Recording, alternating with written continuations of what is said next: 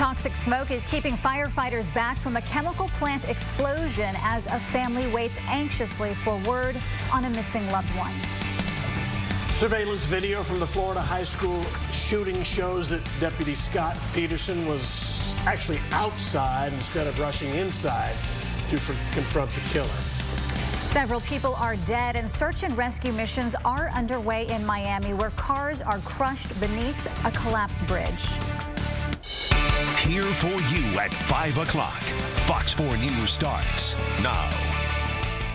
Rescuers say they simply don't know how many people might be dead in the Miami bridge collapse. Good evening. I'm Natalie Solis. I'm Steve Vieger. It was a brand new pedestrian bridge at Florida International University that came down. Rescuers are drilling holes into the debris now, trying to search for survivors. 8 people have been taken to hospitals, including 2 victims who were cut out of the collapsed structure. Fox 4's James Rose is in studio tonight with the latest. James. Right, it's a horrible scene on the west side of the city of Miami. At least 8 vehicles are believed to be trapped under the 950-ton bridge. First responders say they are still in search and rescue mode. There's no immediate explanation of why the pedestrian bridge suddenly collapsed just before 12:30 our time. Emergency crews are racing to get heavy equipment into the area to lift the collapsed bridge and hopefully rescue any survivors. The Florida Highway Patrol says there are 8 vehicles underneath the rubble. 8 people were transported, and there are multiple fatalities, but too early to know exactly how many. The authorities say there were some construction workers standing on the pedestrian portion of the bridge when it collapsed. First responders could be seen treating injured people on the scene. They're using specialized listening equipment as well as trained search and rescue dogs to determine if anyone trapped underneath the slabs of concrete is still alive. The bridge collapsed on a major thoroughfare next to the Florida International University campus at Southwest 8th Street. Witnesses say it came down on vehicles that were stopped underneath a bridge for a traffic light. My childhood friend, he was crossing as the bridge was coming down and it hit him. He was rushed to the hospital. I don't know. I'm just so worried. This time-lapse photography shows the bridge being assembled off-site. A special piece of heavy equipment lifted the bridge and set it in place less than a week ago on Saturday morning. It spanned 174 feet across 8 lanes of traffic, linking the campus of Florida International University to the Sweetwater community, where there are student dorms and off-campus housing for thousands of students. Perhaps the great irony here is the bridge was built to make it safer for students to walk to campus, and it was assembled off-site to make it safer for construction workers and to limit the number of traffic tie-ups. Now, the bridge is said to have been built to withstand a Category 5 storm. It had not yet opened to pedestrian traffic, and the FIU students are on spring break this week. First responders say they will likely be on scene throughout the night. Natalie and Steve. All right, James Rose, thank you. Could be tomorrow morning before the crews can search for a man who is still unaccounted for on the scene after a chemical plant exploded in Hood County today. The plant explosion is in Crescent, about 25 miles southwest of Fort Worth. Also injured 2 other people. Officials say they will wait to search for the missing man because the smoke is toxic to firefighters. Fox 4's Phil Alvarado is in Crescent with more. Phil.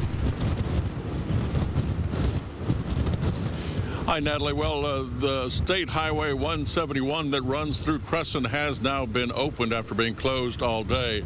But the DPS says the fire is still burning, so it'll be sometime tomorrow before firefighters can go in to investigate and search for that missing worker. Toxic chemicals are a big concern before firefighters go into the explosion site to search. Hood County authorities say 12 people were working at the Tri-Chem Industries plant at the time of the explosion. Firefighters and ambulances responded from all over Hood County and surrounding areas.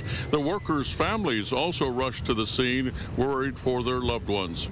The DPS says 1 person is still unaccounted for. 1 was critically injured and taken by air ambulance to Parkland Hospital in Dallas. A 3rd person person was listed in good condition at a Granbury hospital.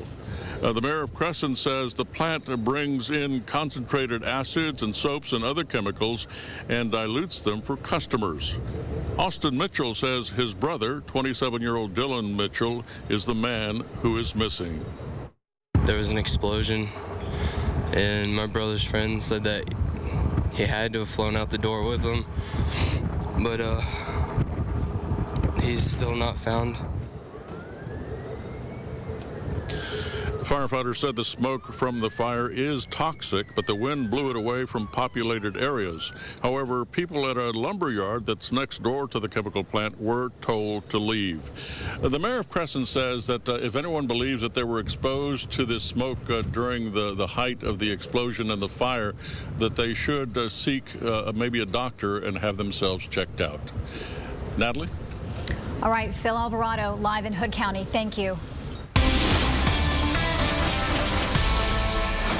All right, so let's look outside. That is the scene, and the smoke still coming out. That's a live picture, and the smoke plume is being blown away from the scene fairly quickly. It's windy there, and that is affecting the emergency response in Crescent. Allie Turiano joins us now with more on the wind conditions. Hi, Allie. Hi, Natalie and Steve. Good evening, everyone. It has been a breezy/windy day. If you've been outside, you've felt it. And we still have very strong wind gusts ranging from 25 to even 35 miles an hour in some spots. And it will continue to be windy throughout our night, and I do not expect it to really let up even through your Friday. So that is going to keep the elevated fire threat in place for us. Today, warm and dry air still in place. Yes, we do have some clouds, but no significant rain in sight, at least through your Friday. Temperatures ranging from low 70s to 80 degrees is the warm spot in Graham currently. We remain in the mid and upper 70s around the Metroplex. So we will keep it warm and windy as we go through the overnight. Could see a shower in our far eastern counties in the morning, but nothing to really help with our fire threat. That is going to stay elevated just because of how dry the air is in place for the time being. Temperatures warming even more tomorrow. We are in the mid 80s. That wind will continue to howl through the day. It does subside starting Saturday, but then we've got some other issues. We have a marginal risk for a strong to severe thunderstorm. A large hail and damaging wind threat will be around Saturday, and it could be around for a few of us on Sunday as well. So we go from elevated fire threat to end our work week to a marginal risk for severe storms as we start our weekend. We will talk more about that, and I'll time everything out for you coming up in just a few minutes. Okay, Allie, thanks. Friends and family remember Dallas Senior Corporal Chris Gillum during a funeral service this morning.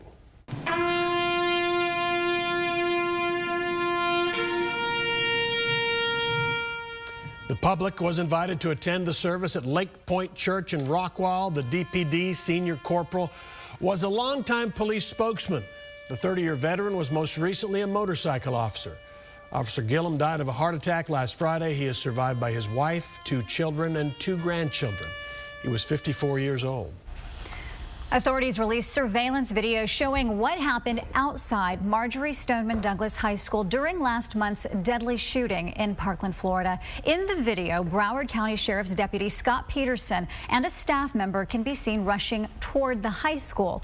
During much of the shooting, the camera's view of Peterson is blocked by a light pole, but parts of him occasionally reappear. He never went inside. Right after the shooting, Peterson was suspended, but then immediately resigned from the sheriff's office. His attorney says his client believed the gunshots were fireworks, and once he learned they were indeed gunshots, he thought they were coming from outside the building.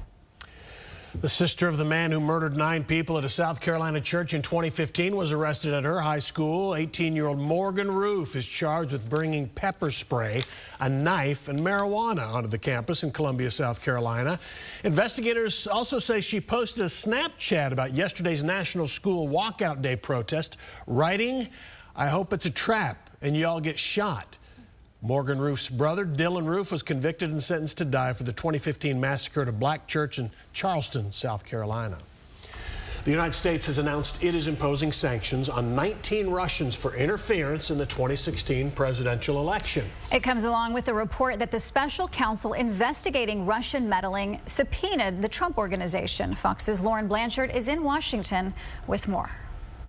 It's a very sad situation. It certainly looks like the Russians were behind it, something that should never, ever happen. The White House also disclosed Moscow attempted to hack the U.S. energy grid, as well as other major cyber attacks. In total, the administration sanctioning 19 individuals and 5 Russian entities.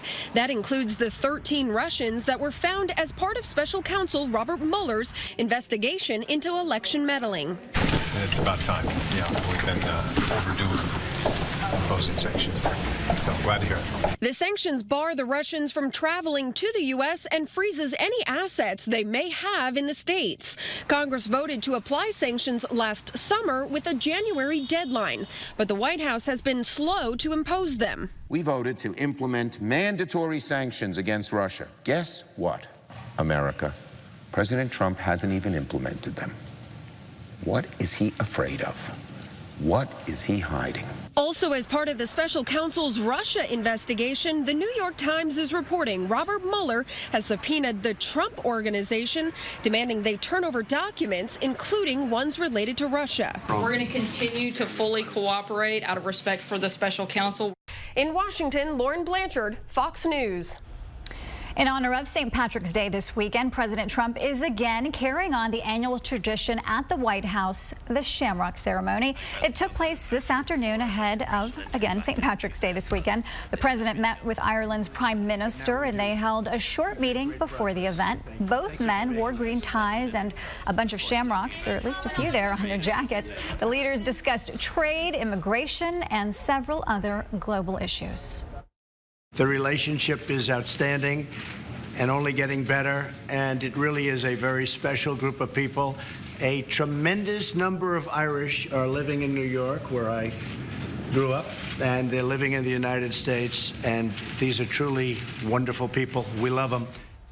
Since 1952, U.S. presidents have carried on the annual tradition of accepting a bowl of shamrocks from the Irish. So what does the president do, Steve, with a bowl full of shamrocks? Well, it is Secret Service policy to destroy all plants given to the president, but the bowl itself is Waterford crystal, so some presidents choose to save it and decorate with it. Looked like the president grabbed a pocket full anyway, right? Both of them it looks, yeah, pocket for sure. Squares of shamrocks. Following the backlash over the death of a puppy on a United Airlines flight, the airline is making some changes to its pets policy. Scientists call a new experimental pill to treat people with severe peanut allergies promising. A solar storm was the key to creating a spectacular display of northern lights over the Arctic Circle. You'll see it next on Fox 4 News at 5:30.